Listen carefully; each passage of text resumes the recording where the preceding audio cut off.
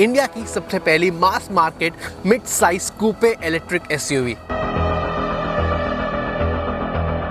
सिर्फ इतना ही नहीं, भारत एनकैप के क्रैश टेस्ट में 5 स्टार की रेटिंग भी।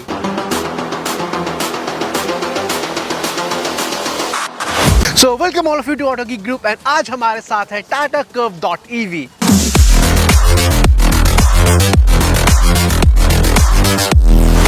क्या कुछ चीज़ें, क्या कुछ फीचर्स आपको कर्व.EV में ऑफर होते हैं, सब बताऊंगा, डिटेल वॉक अराउंड दूंगा। उसके बाद क्या परफॉर्मेंस है इसकी वो दिखाने के लिए लेके चलूंगा एक प्रैक्टिकल ड्राइव में एंड फिर बात करेंगे हमारे कंक्लूजन की कैसी लगी हमें ये कर्व.EV। उसके साथ साथ एक पॉइंट की बात और करेंगे जो काफ़ी इंपॉर्टेंट है एंड काफ़ी लोगों के माइंड में कन्फ्यूजन भी आएगी कि नेक्सॉन EV या फिर कर्व.EV। एंड तक देखना। स्टार्ट करते हैं आज का रिव्यू। आज की वीडियो इस टाटा कर्व.EV के साथ। एज यूजुअल सबसे पहले स्टार्ट करेंगे इसके बेसिक से। तो टाटा कर्व आपको 2 बैटरी पैक के ऑप्शंस के साथ मिलती है, एक 45 किलोवाट और एक 55 kilowatt hour.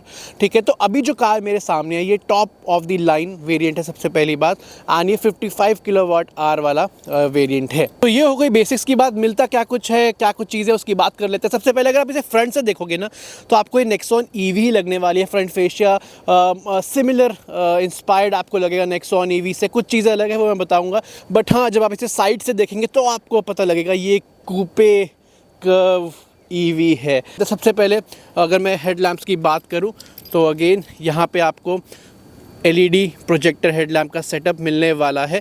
Okay, completely LED है। एंड उसके बाद में यहाँ पे आप देख पा रहे हैं जैसा कि हमने नेक्सॉन EV में देखा था वही कनेक्टेड DRL आपको पूरी यहाँ मिलती है एंड इसी में वो वेलकम और गुड बाय फंक्शन भी आता है। मैं कार अनलॉक करूँगा तो सी ये आप देख रहे हैं। हाँ, नेक्सॉन EV से जो आपको अलग मिलेगा इसमें वो ये है कि जो चार्जिंग सॉकेट है वो आपको यहाँ फ्रंट में दे दिया गया है। तो इलेक्ट्रिकली ये ओपन होता है, अंदर से वो आप बटन प्रेस करोगे तो ये इलेक्ट्रिकली ओपन होगा। स्लो चार्जिंग, फास्ट चार्जिंग दोनों का सपोर्ट है। बाकी जो चार्जिंग स्पीड वगैरह की डिटेल्स है वो आप अपनी स्क्रीन में भी देख पा रहे हैं। इसके अलावा येस, इसमें आपको फ्रंट पार्किंग कैमरा यहाँ पे दिख रहा है। That means 360 degree camera view का फीचर है। फ्रंट पार्किंग सेंसर्स हैं। अब एक चीज़ है जो आपको इसमें मिलती है नेक्सॉन EV में नहीं मिलती, ठीक है, वो है आवाज़। That is acoustic vehicle alert system. उसके लिए मुझे कार एक बार ऑन करनी पड़ेगी। एक सेकेंड, बोनट भी मैं खोल लेता हूँ ताकि आपको और अच्छे से समझा पाऊँ। ओके, तो आप एक आवाज़ सुन पा रहे हैं जो कार खड़ी है तो आपको आ रही है। मैं माइक थोड़ा पास लेकर आता हूँ उसके।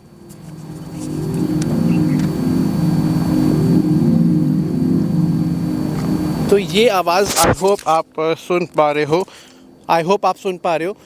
बेसिकली बोनट के नीचे एक स्पीकर दे रखा है। एक काम करता हूँ, बोनट खोल के फिर आपको बताता हूँ। तो यहाँ पे ये स्पीकर दे रखा है। तो ये बेसिकली किस लिए, इलेक्ट्रिक व्हीकल है, इंजन नहीं है, कोई आवाज़ नहीं आती, तो पेडेस्ट्रियंस के लिए उनको पता लगे कि कार आ रही है। तो जब आपकी कार या तो स्टेशनरी ऐसे खड़ी है या फिर up to 20 kilometre per hour की स्पीड तक है तो ये कार ऐसी आवाज़ प्रोड्यूस करती है, स्पीकर ऐसे आवाज़ प्रोड्यूस करता है। इसके अलावा कार अनलॉक लॉक करते हो तब भी इसमें से आवाज़ आती है। जब चार्जिंग पे लगाते हो तो भी साउंड ये प्रोड्यूस करता है। एंड अगर ये मैंने बोनट खोल दिया तो यहाँ आपको दिखा देता हूँ, यहाँ पे आपको फ्रंट मिलता है 11.6 लीटर्स का। Okay, now coming to the side, यहाँ पे क्या कुछ चीज़ें उसकी बात कर लेते हैं। कूपे लुक है जो इसकी रोड प्रेजेंस को डेफिनेटली एनहांस करते हैं। रियर पे तो मैं आऊँगा अभी, साइड से भी वो मस्कुलैरिटी, वो अच्छी रोड प्रेजेंस डेफिनेटली इसमें आपको मिलने वाली है। सबसे पहले व्हील बेस की बात करूं तो वो भी आपको नेक्सॉन EV से अलग मिलने वाला है। इसमें आपको 2560 mm का जो है व्हील बेस मिलने वाला है, जो कि 62 mm ज़्यादा है नेक्सॉन EV से। हालांकि कितनी स्पेस उसमें निकल रही है अंदर उसकी इस बातें अंदर चल के करेंगे। एंड ग्राउंड क्लियरेंस में भी कुछ वैसा ही चीज़ आपको मिलने वाली है। इसमें आपको जो ग्राउंड क्लियरेंस है मिनिमम 186 mm और मैक्सिमम 190 mm। मैक्सिमम 190 mm क्यों, जब आप इसका छोटा बैटरी पैक वाला अगर मॉडल लेते हो 45 किलोवाट आवर वाला तो उसमें आपको 190 mm की ग्राउंड क्लियरेंस मिलती है। अगर आप ये 55 किलोवाट आवर वाला जो मॉडल लेते हो जो कि अभी सामने है तो इसमें आपको 186 mm की ग्राउंड क्लियरेंस मिलेंगी। व्हील्स की मैं बात करूं तो यहाँ पे आपको 18 इंचेस के ये कुछ एलॉय व्हील्स मिलते हैं विद एरो इंसर्ट्स। ओके, जो प्रोफाइल है वो है 215/55 R18। डोर हैंडल्स की बात करूँ तो ये अगेन आपको नेक्सॉन EV से डेफिनेटली अलग मिलने वाले हैं। यहाँ पे आपको थोड़ी एरोडायनामिक इसकी इंक्रीज़ करने के लिए, ओवरऑल जो लुक है उसको एनहांस करने के लिए फ्लश टाइप डोर हैंडल्स दिए गए हैं। यहाँ भी एलईडी दी गई है, ठीक है। जब आप कार को अनलॉक करते हैं, मैं आपको दिखाता हूँ। ये मैंने कार को अनलॉक किया तो यहाँ पे आई डोंट नो अभी दिख पा रही नहीं दिख पा रही, मैं शॉट डाल दूंगा। रात को बहुत सुंदर लगती है, ठीक है। हालांकि ये यहाँ से प्रेस नहीं होता, ये यहाँ से प्रेस होकर आपको डोर खोलना पड़ता है, ये ऑटोमेटिक बाहर नहीं आते। Now coming to the rear, तो यहाँ से ज़बरदस्त लुक इसकी मिलती है, काफ़ी फ्यूचरिस्टिक सी लुक मिलती है। यहाँ भी वो वेलकम और गुड बाय फंक्शन मिलता है। लॉक करता हूँ, कार पहले से अनलॉक थी, सी ओके। एंड अनलॉक करोगे तब भी आपको कुछ वैसा ही एनिमेशन देखने को मिलेगी। ओके, तो कनेक्टेड पूरी यहाँ पे जो है टेल लैम्प आपको मिलने वाली है, okay, which looks really beautiful रात को।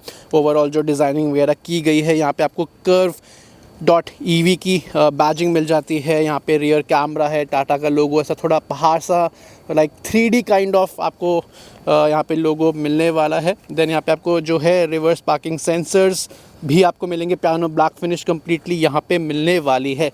रियर में आई गया हूँ तो बूट ओपन करके भी दिखा देता हूँ। हालांकि इलेक्ट्रिक टेल गेट इसमें दिया गया, आप की से भी डायरेक्ट ओपन कर सकते हैं यहाँ से।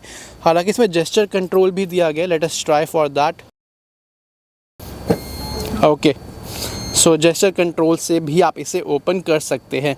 And ample of boot space इसमें दी गई है, 500 लीटर की बूट स्पेस इसमें दी गई है। ओके, पार्सल ट्रे आपको मिलेगी।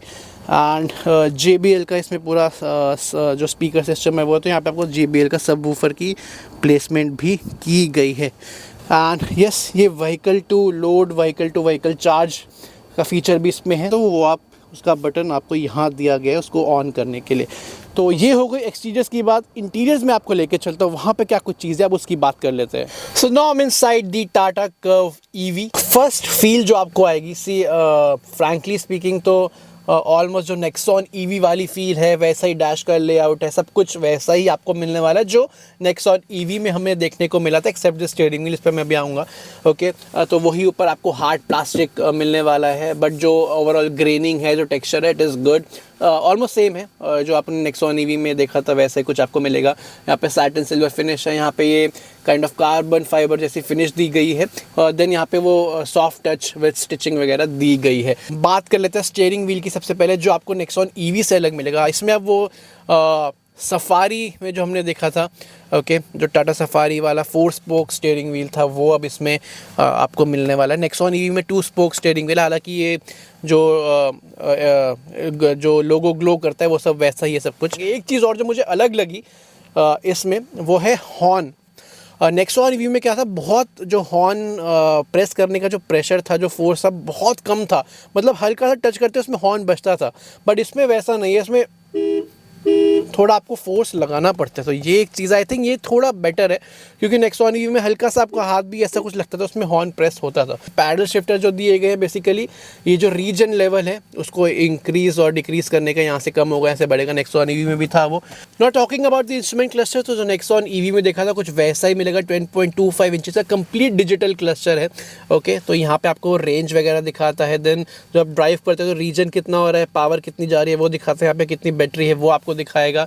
Coming to the centre console, सबसे पहले बात कर लेते हैं इंफोटेनमेंट सिस्टम की। तो 12.3 इंचेस का इंफोटेनमेंट सिस्टम मिलेगा with wireless Apple CarPlay, Android auto, touch response really good, कोई मुझे इशू नज़र इसमें नहीं आया। नेक्सॉन EV में भी सेम ही आपको मिलता है। एंड यस, इसमें 360 कैमरा व्यू का फीचर है, जिसका बटन यहाँ पे डायरेक्ट दे रखा है, वो आप दबाओगे तो कुछ इस तरीके से आपको पूरा 360 व्यू मिलेगा। Camera clarity is good, screen की क्लैरिटी इज़ गुड, 2D प्लस 3D जो है व्यू भी आप इसमें देख सकते हैं। तो क्लैरिटी बहुत अच्छी है, जो इस तरीके की डिटेलिंग की गई है वो अच्छी है। एंड इट इज़ स्मूथ, कोई भी लैग वगैरह मुझे भी फील नहीं हुआ। एंड मल्टीपल एंगल से आप इसे देख सकते हैं। यहाँ पे जो कंट्रोल्स हैं उसकी बात मैं करूँ तो नेक्सॉन EV में भी हमें ऐसे देखने को मिले थे।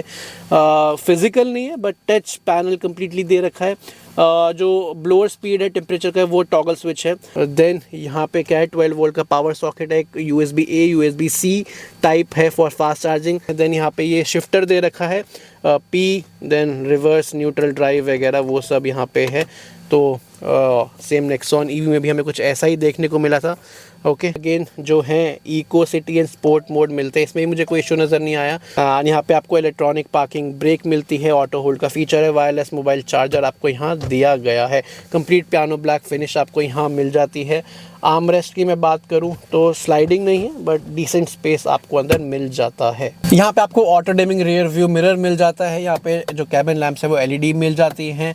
देन यहाँ पे वो SOS और असिस्टेंस के डायरेक्ट बटन दे रखे हैं, आप डायरेक्टली कॉल कर सकते हैं उनको। यहाँ पे सनरूफ का कंट्रोल है, इसमें आपको पैनोरामिक सनरूफ ऑफर की जाती है, हालांकि वो नेक्सॉन ईवी में भी आ गई है। अब एक काम करता हूँ, रियर सीट में चलता हूँ एंड जो व्हील बेस थोड़ा 62 mm ज़्यादा, इसमें आपको दिखाता हूँ कि एक्चुअल में वो फील हो रहा है या नहीं। कमिंग टू दी सीट्स, तो यहाँ पे आपको 60-40 स्प्लिट में सीट्स मिल जाती है, कंप्लीट वही लेदर फिनिश एंड बीच बीच में फैब्रिक फिनिश भी आपको दी गई है। 2 एडजस्टेबल हेड रेस्ट है। ओके तीनों पैसेंजर्स के लिए यहाँ पे 3-pointer सीट बेल्ट दे रखे, दैट इज़ गुड। आगे वाली सीट मेरे हाइट के अकॉर्डिंग एडजस्टेड है, मेरी हाइट अराउंड 5'6", 5'7" है। सच बोलूँ तो जो वो व्हील बेस थोड़ा सा बढ़ाया गया है 62 mm, उतना ज़्यादा फील नहीं होता आपको, ऑलमोस्ट नेक्सॉन ईवी जितना ही स्पेस लगने वाला है। बहुत हल्का सा अगर फ़र्क फील हो तो, बट ऐसा कुछ मेजर चेंज आपको फील नहीं होगा। आप देख सकते हैं नी रूम तो ठीक है, बट लेग रूम जो बात करूँ इस चीज़ की, तो जो मेरे शूज़ है कम्प्लीटली सीट के नीचे हैं। इस पोजीशन में तब जाके मुझे जो अंडर थाई सपोर्ट है वो डिसेंट फील हो रहा है। अगर मैं सीट के यहाँ रखना चाहूँ तो फिर अंडर थाई सपोर्ट मुझे उतना अच्छा फील नहीं होगा। तो अब आते हैं मेन चीज़ पे, that is headroom. Coupe design है, स्लांटिंग रूफ आपको यहाँ मिलती है। तो हेडरूम का क्या सीन है, सी मेरी हाइट 5'6", 5'7" है, मुझे कोई इशू फील नहीं हो रहा, मेरे यहाँ पे फिर भी थोड़ी सी स्पेस रह रही है। उसके बाद यहाँ पे रियर AC वेंट्स आपको मिल जाएंगे एंड रियर में आपको C type fast charging port मिल जाता है। एंड अब टाइम है कर्व ईवी से बाहर निकलने का एंड आपको इसकी ड्राइव पे लेके चलने का।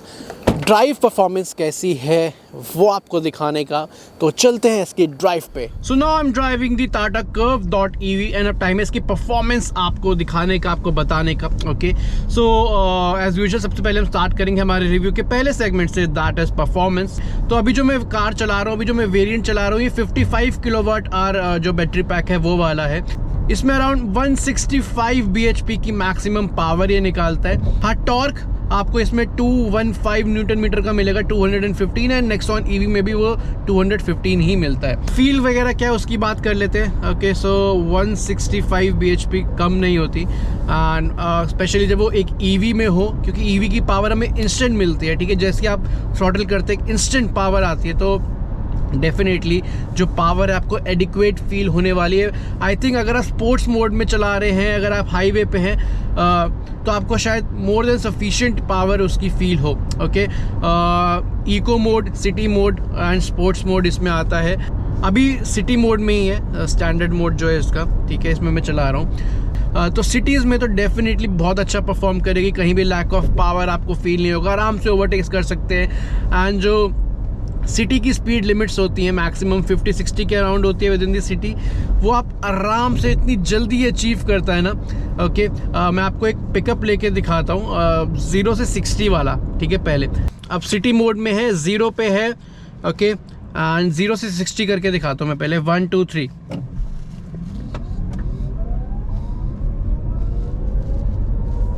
60 पहुँच गई।